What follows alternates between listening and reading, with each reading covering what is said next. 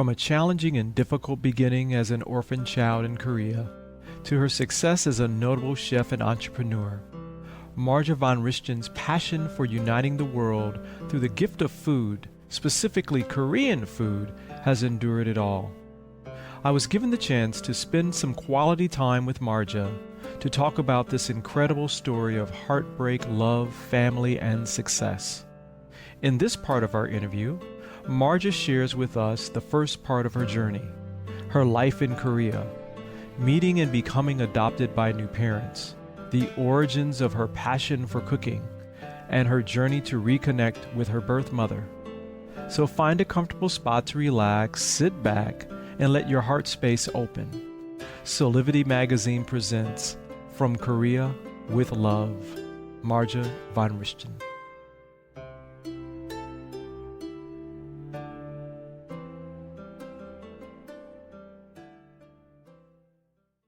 All right, I think we are good to go. Okay, great. Yeah. So are you comfy?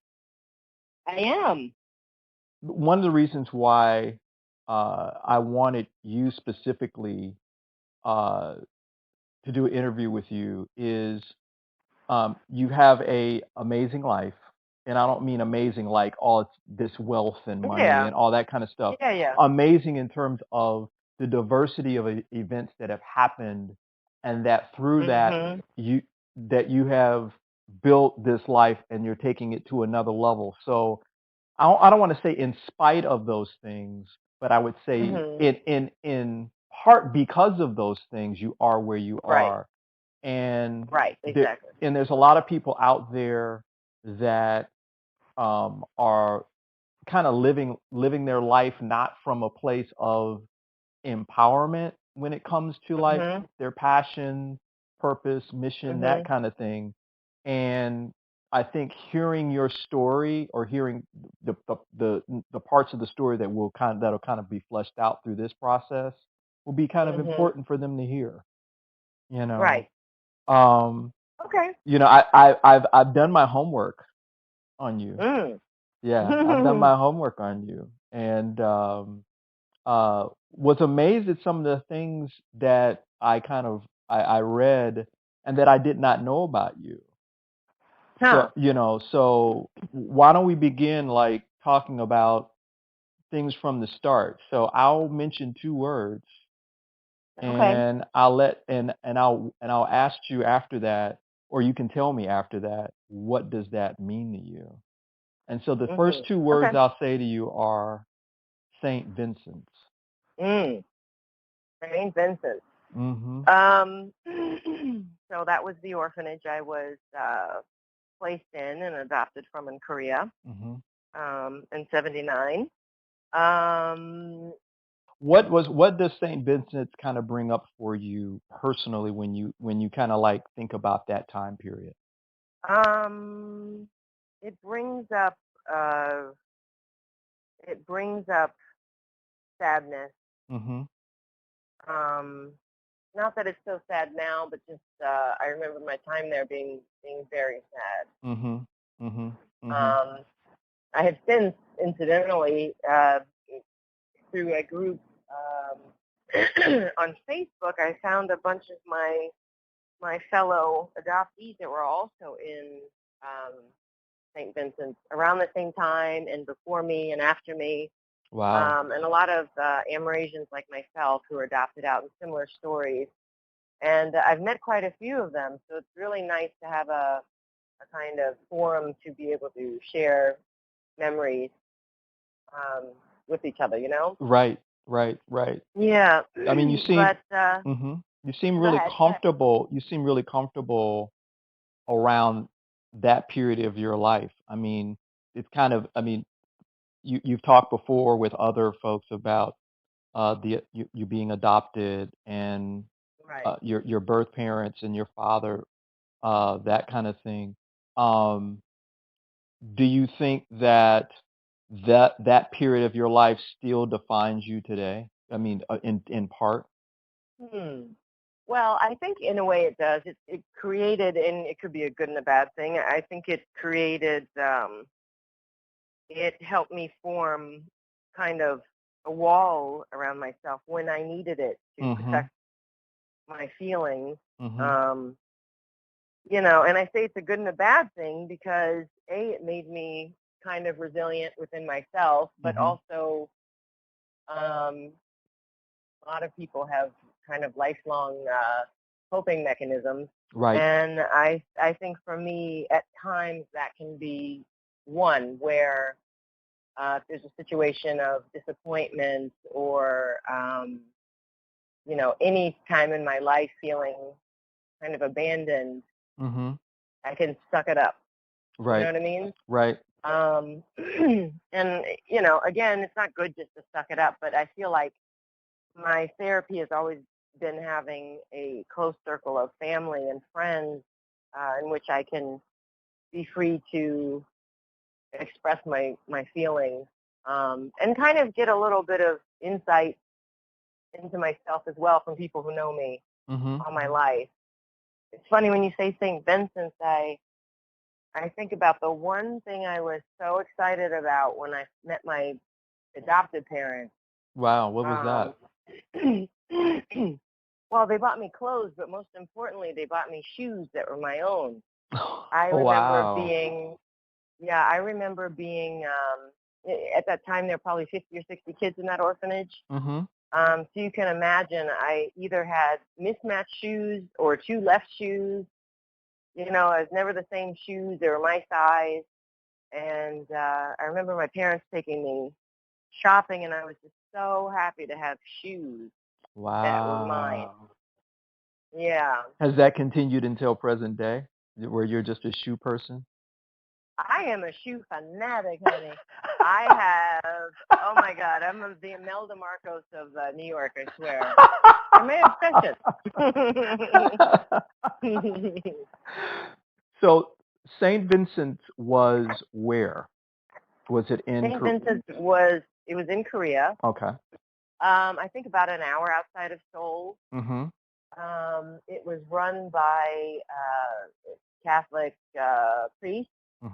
I have like flashes of memory from there. I remember that the older kids used to take us in the back behind the orphanage, and I would piggyback, and they would go through the rice fields, and there were frogs everywhere. And one jumped on me, and I just lost my mind. So even to this day, I am petrified of frogs. I hate them. I hate them. I can eat frog legs, but I can't. I can't. Wow. Now how did your adoptive parents find you at St. Vincent's? What was that process? So my parents were newlyweds. My father was at that time I think he was a lieutenant or something. I forget what his position was in the Marine Corps. And my mother was just kind of a housewife, even though she had just graduated from Georgetown Law School and kind of put her career on hold to go travel with her husband. And, you know, they lived on a military base, and there was like, you know, weekly newsletter, and they always had things in there about all these Amerasian war babies that needed adoption. Gotcha. And they were kids with no country because we were not issued any kind of documentation because most of us were products of you know, young single mothers in Korea. And in Korea, they don't register you unless your father's Korean. You know, so the really documentation I ever had was once my adoption was started. Gotcha. So my father had been in Vietnam twice, and he was affected by Agent Orange, which made him sterile. Okay. Or so he thought, and my mother kept miscarrying, and they decided they were going to adopt an infant.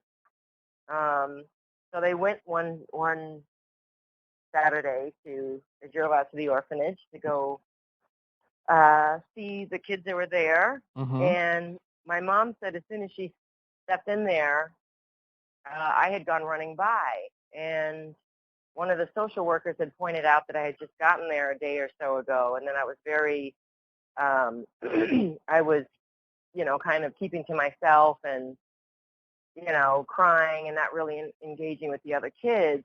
And Now, how old were anyway, you? I was 3. 3. Okay. So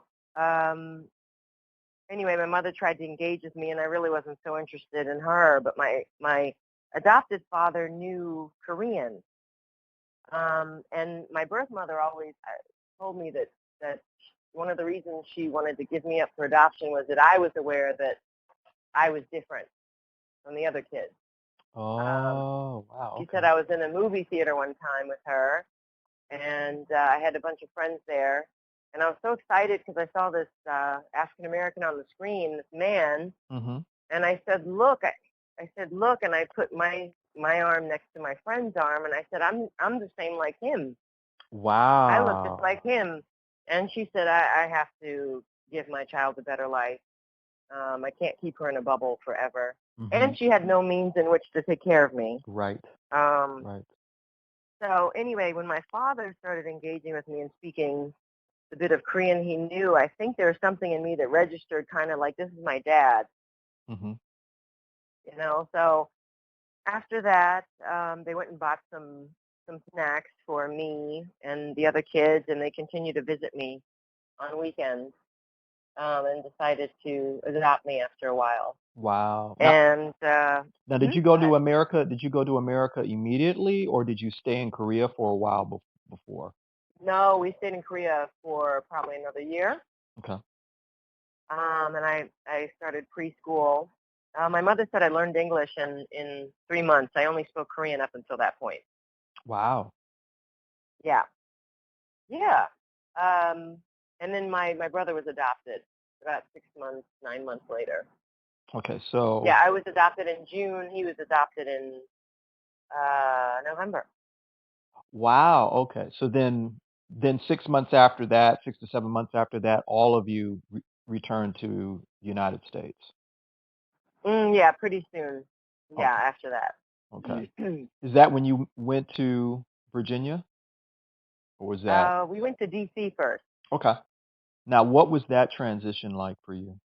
I mean, it's the States now. It's like, you're a young child. Do you Um, remember? yeah, I mean, I think by that point, um, I was completely happy and settled with my parents. I actually thought that my parents were my real parents. And I Wow. asked my mother months later after I was adopted, why did you leave me there? Wow. I was confused because my birth mother was 19 and irresponsible, and or 21 at that point, and I lived with a foster family. So she kind of put me with a babysitter, and she would visit me biweekly. Mm-hmm. Yeah, so I always refer to her as a lady with a lipstick, and I always said how nice she was, and she got me my favorite food, which was bananas at that time, which was very expensive. But she would always bring me bananas. Wow. Wow. That's Weird, right?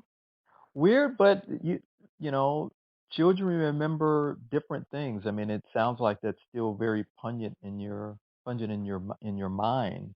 I mean, around Yeah. that thing, and it's probably a Oh, way that yeah. you connected with her later on. Which we'll get to Yeah. in a minute. But I want to start first. Okay, so you're here in America. You're with this new family. You're here for a few years. Now, I heard Um, that you started cooking at 12, or was it before then? I did. I started cooking at 12. I What was always your first loved what was your first dish?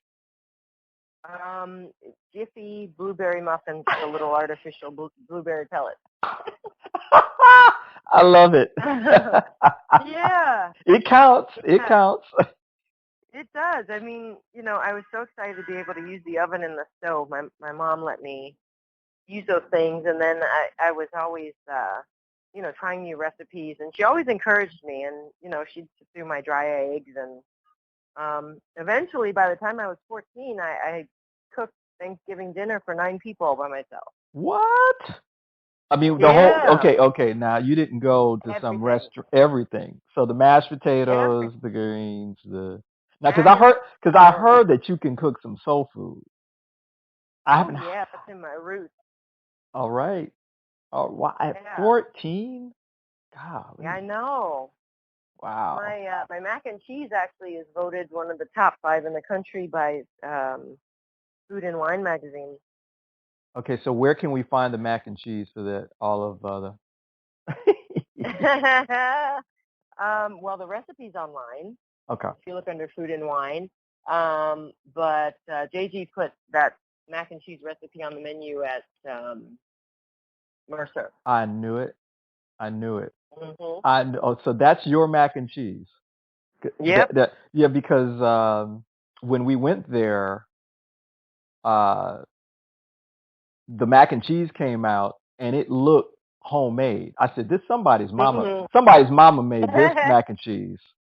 And I said, "I'm breaking with my protocol by not eating dairy tonight. I'm gonna deal with it tomorrow because I'm gonna tear this Right. up." And believe me, I said it is outstanding. Oh, thank Outstanding. you. No, outstanding. Thank you.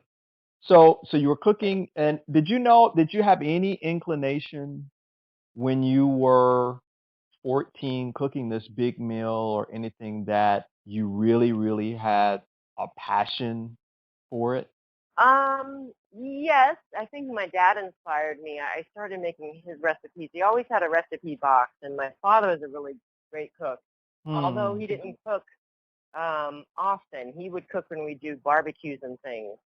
And I still make his cheesecake today. Wow. Um, but I wanted a catering business actually.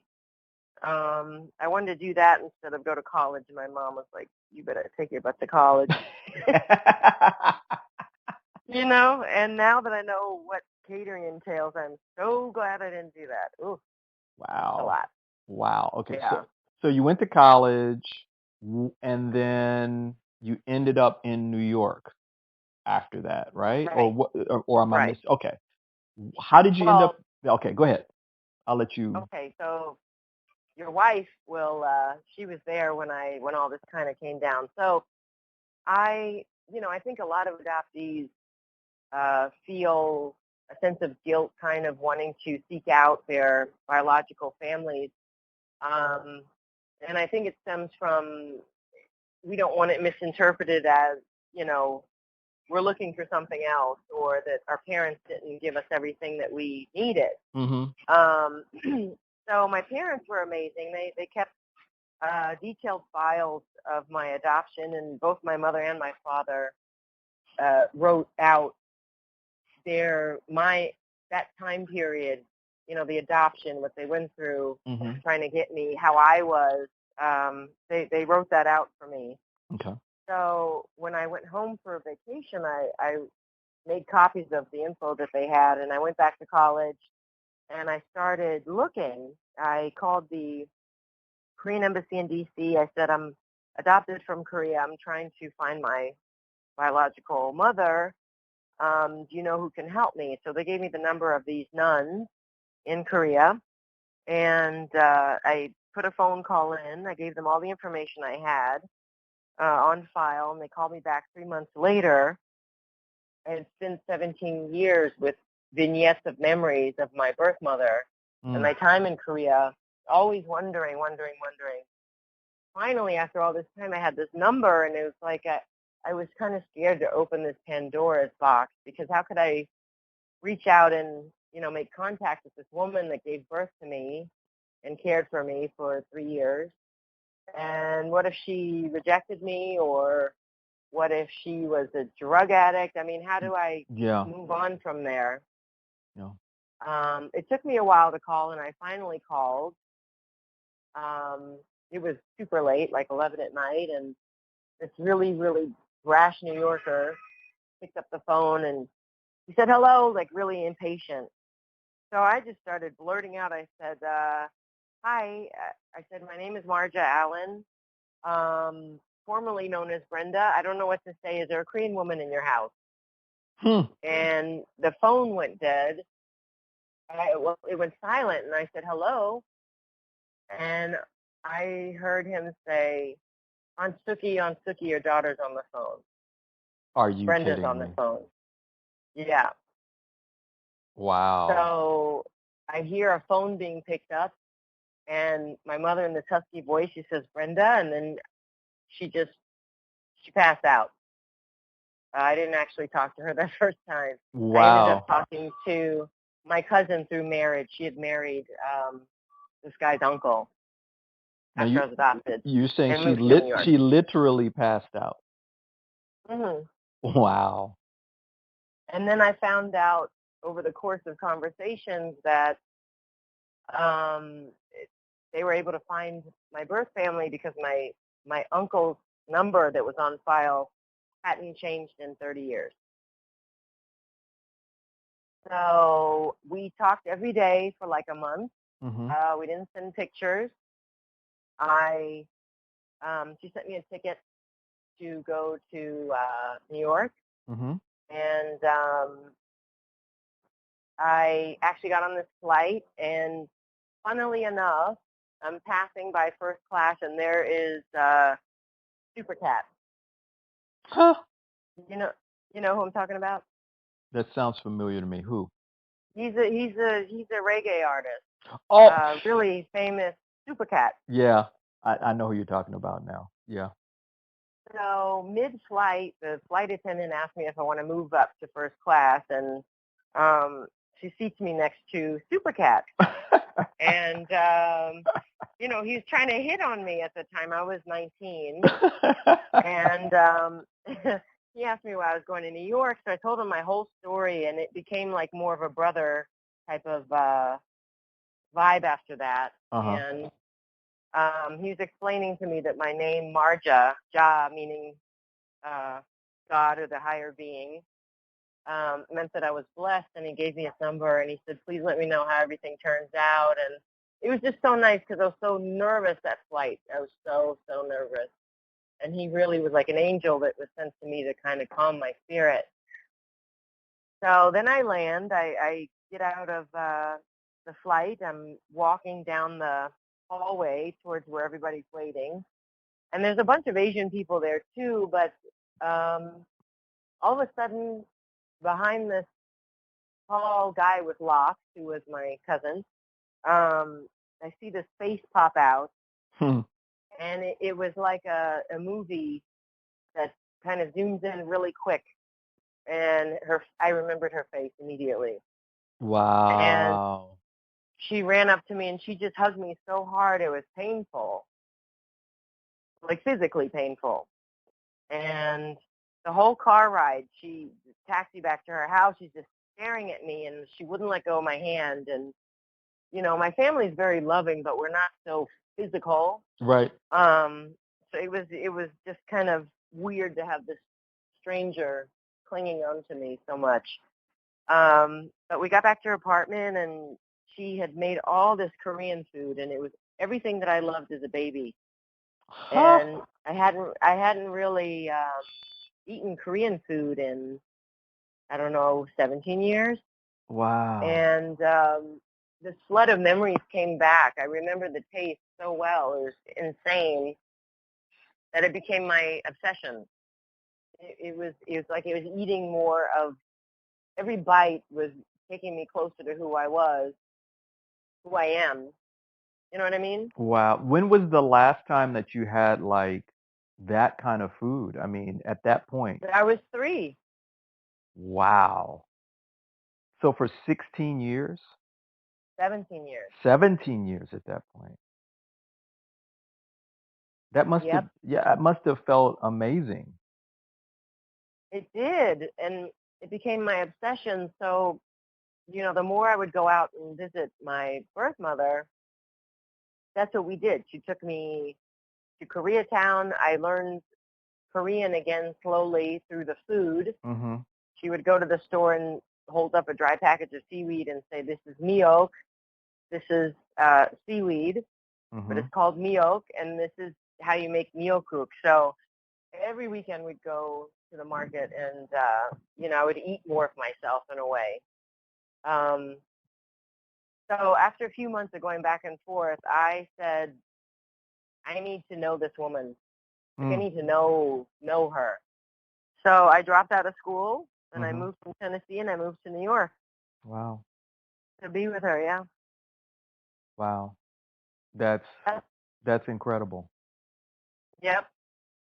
And and it sounds like, again, that's one of those defining moments Mhm. around uh you deciding that this is what you needed to do to know more about who you are, as well as connect with your history and your ancestry. Mhm. Wow, Exactly. amazing.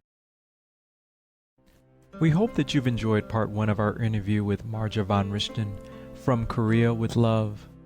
In the next part of our interview, we learn about Marja's new life in New York, meeting and marrying the renowned chef Jean-Georges Vongerichten, and becoming a mother. So stay tuned, there's more to come.